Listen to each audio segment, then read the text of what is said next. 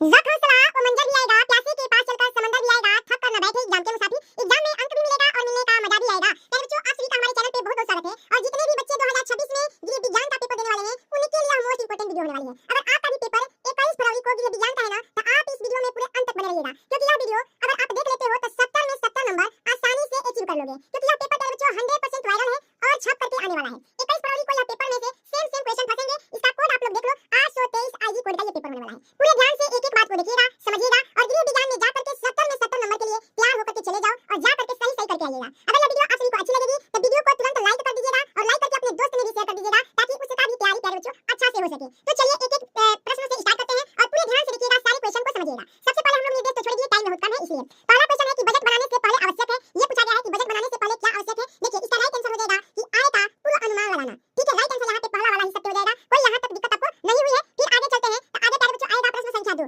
उपहार चेक की न्यूनतम धनराशि होती है। ये आपको बताना है कि उपहार चेक की न्यूनतम धनराशि कितनी होती है। इसका राइट आंसर हो जाएगा 21 रुपये। कितना? 21 रुपये। राइट आंसर यहाँ पे बी बिल्कुल सही हो जाएगा। अब 3 नंबर है कि वरिष्ठ नागरिक जमा योजना खाता खोला जाता है। कितने उम्र पर खोला जाता है? तो वरिष्ठ नागरिक विज्ञान यानी कि एजेड लोगों के लिए सब आता है, तो 60 वर्ष के उपरांत ही खोला जाता है। तो राइट आंसर यहाँ पे पहला वाला बिल्कुल सही रहेगा। फिर आगे बढ़ते हैं, आगे के क्वेश्चन एक एक करके देख लीजिए। सारे क्वेश्चन महत्वपूर्ण हैं, सारे जो है एग्जाम में टकराने वाले क्वेश्चन हैं। जल की कठोरता दूर की जा सकती है। ये आपको बताना है कि जल की कठोरता कैसे दूर होगी। तो प्यारे बच्चों इसका राइट आंसर होगा कि सोडा तथा चूना पत्थर को डाल करके। ठीक है, एकदम बात समझ गए। यहाँ पे पहला वाला जो है आंसर सही हो जाएगा। बीसीजी का टीका किस रोग की रोकथाम के लिए लगाया जाता है। ये आपको बताना है। तो बीसीजी का टीका प्यारे बच्चों लगाते हैं, वो लगाते हैं तपेदिक के लिए। किसके लिए? तपेदिक के लिए। आंसर यहाँ पे भी बिल्कुल सही रहेगा। किस प्रकार से भोजन में समय की जो है बचत होगी। भोजन पकाने में समय की बचत होगी। भाई कैसे पकाओगे तो समय की बचत होती है, तो आप लोग इसे याद कर जाओ, घर में ये हमेशा होता है। प्रेशर कुकर की बचत।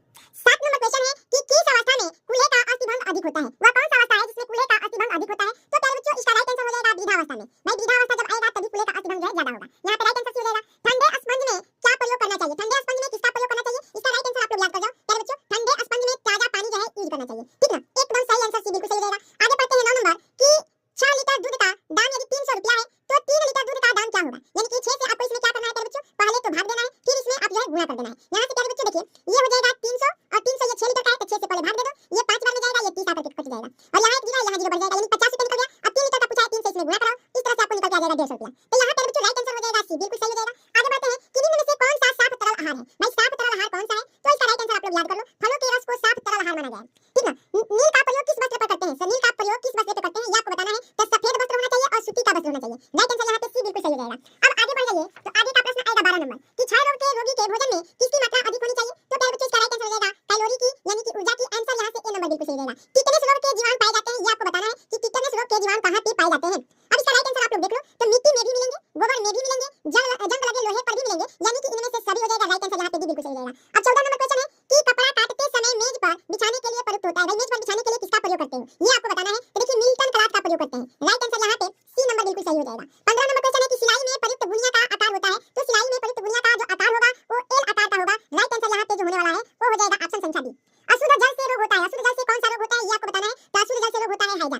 राइट आंसर यहाँ पे ए वाला बिल्कुल सही रहेगा। फिर पढ़िए 17 नंबर कि शरीर का तापमान देखने का अल्पतम समय है। भाई ये कब है? तो इसका राइट आंसर आपको बताना चाहिए कि 2 से 3 मिनट कम से कम जो है शरीर के तापमान के लिए थर्मामीटर का जब प्रयोग करोगे तो वहां पे 2 से 3 मिनट के लिए रखा जाता है, फिर देखा जाता है। गर्म पानी की बोतल का प्रयोग किया जाता है। ये आप लोग के बच्चों बताओ 18 नंबर में। तो 18 का आंसर हो जाएगा कि मोच आने पर। गर्म पानी का प्रयोग कहां पे होगा? तो मोच आएगा वहां पे, सेकने के लिए भी हो सकता है, धोने के लिए भी हो सकता है। अब आगे का क्वेश्चन है कि भोजन पकाने में प्रयुक्त जल को फेंक देने से सर्वाधिक हानि होगी। भाई भोजन पकाते समय जल फेंक दोगे तो किसकी हानि होगी? जल के साथ में क्या चला जाएगा? तो इसका राइट आंसर बताइएगा कि विटामिन डी चला जाएगा और लौह यानी कि लौह तत्व भी उसमें चले जाएंगे। आंसर यहाँ पे डी बिल्कुल सही हो जाएगा। अब एक एक क्वेश्चन पढ़ते हैं। 20 नंबर क्वेश्चन क्या है आप लोग ध्यान से देख लो और देख करके समझ लो प्यारे बच्चों। अब 20 नंबर का क्वेश्चन है कि धड़ से नीचे के वस्तु के लिए आवश्यक नाप क्या है। ये आपको बताना है। इसका राइट आंसर हो जाएगा कि लंबाई नापी है, सीट नापी और पायजा नापी। इस तरह से आपका आंसर हो जाएगा। अब खंड ब आएगा, यहाँ से आपको 50 में 50 की तैयारी करना है। एकदम ध्यान से समझ लो, जा करके इस क्वेश्चन को कर देना। 21 से 26 तक अति लघुत्तरी प्रश्न है और प्रत्येक प्रश्न का उत्तर अधिकतम आपको 25 शब्द में ही देना है। 21 नंबर सवाल है कि 2500 रुपया मासिक आय वाला व्यक्ति यदि 2 बच्चों की शिक्षा पर 20% व्यय करना चाहे तो उसे कुल कितना रुपया प्रति माह व्यय करना होगा। कुल आय कितना है? तो 2500 रुपया और व्यय कितना कर रहा है? तो 2500 का 20% कर रहा है। ठीक ना, कितना हो गया? 2500 का 20% आप लोग निकाल दो। 2500 का जगह 2500 और काट के यहाँ पे गुणा 20% के यहाँ पे 20/100। इस तरह से 2 जीरो यहाँ कट जाएगा और 25 गुना 50 होकर के यानी बच्चे यहाँ से जाएगा 25 दूनी का 50 और 1 जीरो बन जाएगा। ठीक ना, इस तरह से क्या निकल के आ जाएगा? 500 रुपया। अब इसी बात को जो है कापी पर कैसा करना है आप लोग पहले समझ लो। एक एक बात को ऐसे करके आना, एकदम एग्जाम में आपका एक भी नंबर नहीं कटेगा। इतना समझ लेना। फिर आगे बढ़ते हैं, तो आगे प्यारे बच्चों प्रश्न आएगा हमारा। प्रश्न संख्या होगा 22 नंबर कि ऑक्सीजन का शरीर में क्या महत्व होता है। ऑक्सीजन का शरीर में आप लोग महत्व बताइएगा। तो यहाँ से प्यारे बच्चों लिखिए ऑक्सीजन का महत्व। लिखिएगा कि ऑक्सीजन शरीर की कोशिकाओं के लिए ऊर्जा यानी कि एटीपी बनाने, श्वसन क्रिया पूरी करने और जीवन बनाए रखने के लिए आवश्यक होती है। इतना लिख दोगे। फिर आगे बढ़िए। अब आगे आएगा कि वस्त्र की ड्राफ्टिंग करने से क्या लाभ होता है। यहाँ से आपको 2 नंबर मिलेंगे। अब इसका उत्तर आपको लिखना पड़ेगा। आप जो है सही तरीके से लिखिएगा कि वस्त्र के ड्राफ्टिंग के लाभ। ये एक अच्छा आइडिया बन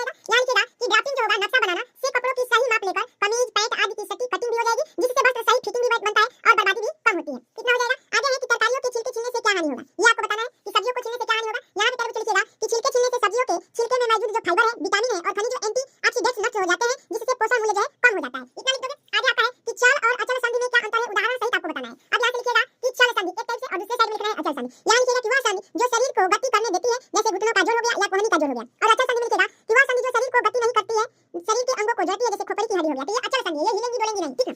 अब आगे है कि जौ का पानी किस रोग में दिया जाता है, ये आपको बताना है कि जौ का पानी किस रोग में देते हैं। तो प्यारे बच्चों यहाँ से आप लोग लिखिएगा कि जौ का पानी या उबला हुआ पानी दस्त या पेचिश या अतिसार हो, बुखार हो और शरीर में पानी की जब कमी हो, निर्जलीकरण हो, तब आपको देना है। यह शरीर को ठंडक और ऊर्जा देता है। जौ का पानी यही काम है, ठीक है। अब आगे का प्रश्न आएगा 27 से 31 तक, जो कह रहा है कि लघु उत्तरी प्रश्न है और प्रत्येक प्रश्न का उत्तर अधिकतम आपको 50 शब्दों के अंतर्गत देना है। पहला है कि ब्याज का क्या अर्थ है। प्यारे बच्चों ये आप लोग बताइएगा कि ब्याज का क्या अर्थ है। अब हम लोग लिखते हैं कि देखिए एक अच्छा सा हेडिंग आप लोग बना दीजिएगा, ब्याज, और लिखिएगा कि ब्याज वह मूल्य है जो ऋण के रूप में लिए गए पैसों के उपयोग के बदले में चुकाया जाता है, या वह आय जो जमा की गई पूंजी पर आपको मिलता भी है। वह मूलधन का एक प्रतिशत भाग होता है जो समय के साथ जुड़ता है या जुड़ता चला जाता है, ठीक है। आगे है कि भोजन विषाक्त से आप क्या समझती हैं। 4 नंबर आपको लिखना है यहाँ पे लिखिएगा भोजन विषाक्त। यहाँ लिखना है कि भोजन विषाक्त दूषित भोजन या पानी खाने से होने वाली बीमारी है, जिससे बैक्टीरिया, वायरस या उनके विष होते हैं और इसके लक्षण में उल्टी होगा, दस्त होगा, पेट में दर्द होगा और बुखार भी शामिल हो सकता है। इतना लिख लोगे ना। फिर आएगा आपका आगे वाला क्वेश्चन 29 नंबर कि सिलाई करते समय मशीन का धागा टूटने का कारण दीजिए। अब जो है लिखिएगा इसमें कि सिलाई मशीन का धागा तनाव के या गलत सेट होने से, खराब गुणवत्ता वाले धागे का उपयोग करने से भी, और सुई के मुड़ने या घिस जाने से, धागे में गांठें होने से, या इसके अलावा मशीन की साफ सफाई न होने या पुर्जे के ढीले होने से भी धागा टूट सकता है। इतना कारण है आपके पास, ठीक है। तो कोई एक एक करके आपको बना करके लिख देना है। यहाँ से आपको पूरे नंबर मिल जाएंगे। कह रहा है कि उचित श्वसन क्रिया से क्या तात्पर्य है। नाक से सांस लेने के प्रमुख लाभ लिखिए। भाई उचित श्वसन प्रक्रिया क्या है और नाक से सांस लेते हैं तो इसका प्रमुख लाभ क्या है, ये आपको बताना है। एकदम सटीक तरीके से लिखिएगा जैसे मैं बता रहा हूँ। सबसे पहला होगा उचित श्वसन क्रिया, यानी उचित श्वसन क्रिया से तात्पर्य है नाक से गहरी और लयबद्ध सांस लेना, जिससे हवा फिल्टर होकर के गर्म और नम होकर के फेफड़ों तक पहुंचती है, जिससे ऑक्सीजन बेहतर अवशोषित होती है और नाक को अधिक से अधिक लाभ भी मिलता है, ठीक है। नाक से सांस लेने के प्रमुख लाभ लिखिएगा। हवा शुद्धिकरण होकर जाएगा, ऑक्सीजन का बेहतर जो है अवशोषण होगा, तनाव में कमी आएगी और फेफड़ों की कार्य क्षमता भी बढ़ेगी। अब आगे का प्रश्न है कि रसोई घर की व्यवस्था होने से गृहिणी को क्या लाभ होगा। ये आपको बताना है कि रसोई घर की व्यवस्था होने से गृहिणी को कौन सा लाभ है, ठीक है। अब इसका उत्तर आपको लिखना होगा। देखिए कि रसोई की व्यवस्था अच्छी होने से गृहिणी को लाभ, यानी कि अच्छी रसोई व्यवस्था से गृहिणी का समय बचता है, क्योंकि चीजें आसानी से मिल जाती है, इससे खाना बनाना आसान हो जाता है और तनाव मुक्त भी हो जाता है, दक्षता बढ़ती है और भोजन की गुणवत्ता और स्वच्छता भी बनी रहती है, जिससे परिवार का स्वास्थ्य भी बेहतर होता है। इतना लिख दोगे। ये 31 नंबर तक प्यारे बच्चों प्रश्न हो जाएंगे। अब आएगा 32 से 34 तक। इसमें देखिए कह रहा है कि दीर्घ उत्तरीय है। 32 नंबर में और 33 नंबर में वैकल्पिक प्रश्न आएंगे, दो प्रश्न आएंगे और दोनों में से कोई एक कर लीजिएगा। एक ही विकल्प का उत्तर चुनकर लिखिए और प्रत्येक प्रश्न का उत्तर लगभग 100 शब्दों में दीजिए। 32 नंबर है कि घर की आंतरिक सजावट से क्या तात्पर्य है। घर की आंतरिक सजावट के लिए किन किन सिद्धांतों को ध्यान में रखना चाहिए और क्या रखना चाहिए। अथवा में करके दिया है कि हेपेटाइटिस रोग के कारण लक्षण एवं बचाव के उपाय लिखिए। यहाँ से भी आपको 3-3 6 नंबर मिल जाएंगे। कोई एक करिएगा, अब दोनों करने की जो है जरूरत नहीं है।